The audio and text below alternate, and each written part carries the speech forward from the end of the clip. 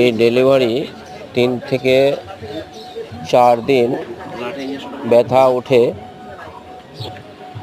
কিন্তু মালিকে কিছু খেয়াল না করে এইভাবে ব্যথা ওঠে, গাভী গোয়ালের মধ্যে পড়ে থাকে।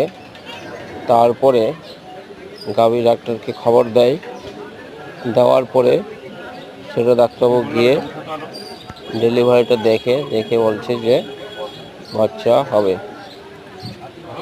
তারপরে সেটাকে ডেলিভারি করেন, তারপরে ডেলিভারিটা সম্পূর্ণ হয়।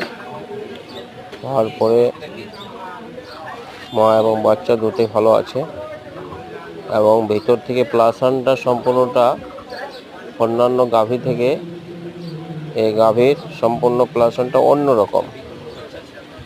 তাই দেখে মনে হচ্ছিল যে হয়তো ইউট্রাসটা বেরিয়ে আসছে, সেই ইউট্রাসটা সেটা না, সেটা প্লাসনটা।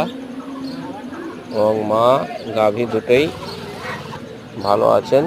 এইরকম কোনোদিন পশুপালক ব্যথা উঠলে সরাসরি ডাক্তারকে খবর দিবেন, না হলে বাচ্চা নষ্ট হবে এবং মাও মারা যেতে পারে। সেটার দিকে খেয়াল রাখতে হবে।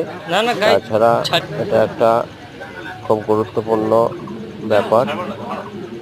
এটা থেকে অনেক কিছু অর্থ আসে এবং দুধ বিক্রি করে বিভিন্ন সংসারের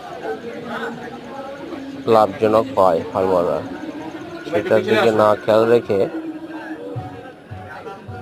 মনে করছেন যে আজকে দিবে কালকে দিবে, সেটা না মেনে সরাসরি ডাক্তারবাবুর সঙ্গে পরামর্শ করবেন।